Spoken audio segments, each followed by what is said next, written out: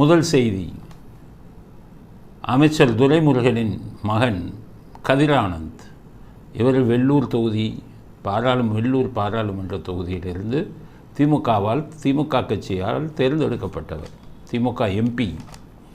அவர் வீட்டில் ரைடு அடிக்கிறாங்க. யார்? அமலாக்கத்துறை. கோடியாக பிடிச்சிருக்காங்கன்னு செய்தி வருது. எத்தனை கோடி பிடிச்சாங்கன்னு சொல்லலை.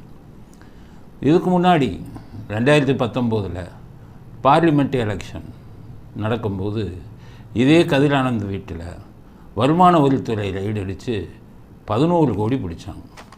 உடனே எல்லாரும் ஏதோ ஒன்று நடக்க போகுதுன்னாங்க. அந்த தேர்தலை நிறுத்தி வச்சாங்க. அவ்வளோதான். அதே கதிர் ஆனந்த் திருப்பி அப்போவும் எம்பி 2013 உடனடியாக மறு தேர்தல் வச்ச உடனே ஜெயித்தார். இப்போ 2024 எம்பியாக ஜெயிச்சிட்டார். 11 கோடி என்னாச்சு? அது கணக்கு என்ன? வருமான வரித்துறை பிடிச்சதில் அவர் மேலே என்ன நடவடிக்கை? எல்லாம் புஸ்வானம் மாதிரி போயிடுச்சு. இப்போ அதே மாதிரி மறுபடியும் பிடிச்சிப்போ போய் ரைடு அடிச்சிருக்காங்க. என்ன எவ்வளோ பிடிச்சாங்க?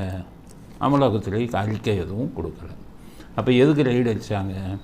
அது அவங்களுக்கே தெரியுமான்னு எனக்கே சந்தேகம். ஏன்னு கேட்டிங்கன்னா, கொஞ்ச நாளைக்கு முன்னாடி ஏவாவேலு வீட்டில் ரைடு அடித்தாங்க. அது இன்கம் டேக்ஸ். எவ்வளோ பிடிச்சாங்க? என்ன பண்ணாங்க? மத்திய அரசாங்கத்தின் சார்பில் எதுவுமே வாயை திறக்கல. பொன்முடியும் அவர் பையனையும் சேர்த்து அமலாக்கத்துறை விசாரணைக்கு கூப்பிட்டாங்க. எல்லோரும் நினச்சாங்க பொன்முடியை அரெஸ்ட் பண்ணிடுவாங்க, பையனையும் அரெஸ்ட் பண்ணிடுவாங்க. வெளிநாடுகளில் இவங்க முதலீடு பண்ணியிருக்காங்க. சவுதி அரேபியாலெல்லாம் கம்பெனி ஆரம்பிச்சிருக்காங்க அப்படின்னு பெருசாக செய்தி வந்தது. ஆனால் அப்போவே கொஞ்ச நேரத்திலேயே பொன்முடியை வெளியில் விட்டாங்க, பையனையும் வெளியில் விட்டாங்க. புஸ்வானா மாதிரி போயிடுச்சு. ஆக மத்திய அரசு நிறுவனங்கள் நம்ம அந்த அமலாக்கத்துறையும் இன்கம் டேக்ஸும் அடிக்கிற எல்லாமே சும்மா ஒரு புஸ்வானா மாதிரி ஆயிடும். யார் மேலே இதுவரை வழக்கு போட்டதாக அது சரித்திரமே இல்லை. அது வருஷக்கணக்காகும். இப்போ என்ன சொல்கிறாங்கன்னா, 2019 வருமான வரித்துறை பிடிச்சாங்கல்ல, அதனுடைய தொடர் நடவடிக்கை தான் 6 வருஷம் கழித்து இப்போ அமலாக்கத்துறை ரைடு அடிச்சிருக்காங்கன்னு சொல்கிறாங்க. இப்படி ஆமை வேகத்தில் போகுது.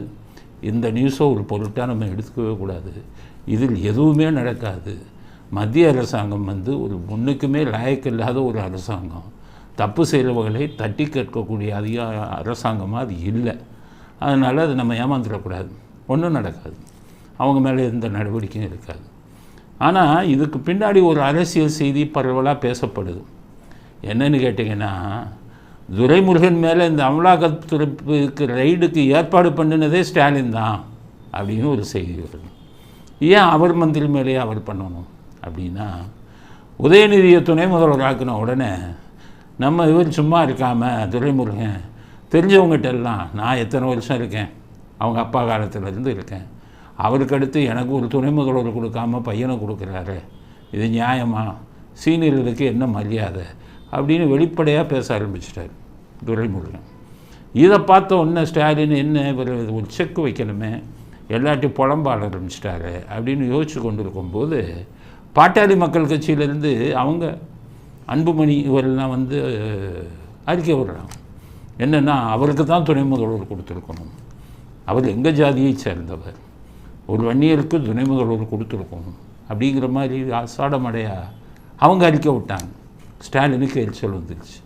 இது இவர் தான் தூண்டி விட்டு அவங்கள பேச வைக்கிறாரு, துணை முதல்வர் பிரச்சனையை பெருசாக்குறாரு, இவருக்கு ஒரு ஷாக் ட்ரீட்மெண்ட் கொடுக்கணும் அப்படின்னு சொல்லி டெல்லியில் அவருக்கு நிறைய சோர்ஸ் இருக்குது. ஸ்டாலினுக்கு நம்ம வெள்ளூர்லேருந்து ஒரு பெரிய பணக்காரர், அவர் மோடிக்கு நெருங்கியவர், ஏதாச்சும் காரியம் ஆகுன்னா அங்கே பண்ணுவார். இல்லை அமித்ஷானா கனிமொழிகிட்ட சொல்லிடுவார். கனிமொழி ஒரு ஃபோன் அடித்து ரொம்ப தொந்தரவு கொடுக்குறான், ஒரு ரைடு அடிங்கன்னா அடுத்த நிமிஷம் ரைடு. ஆக அவங்களே மத்திய அரசாங்கமே இவங்க கையில் தான் இருக்குது.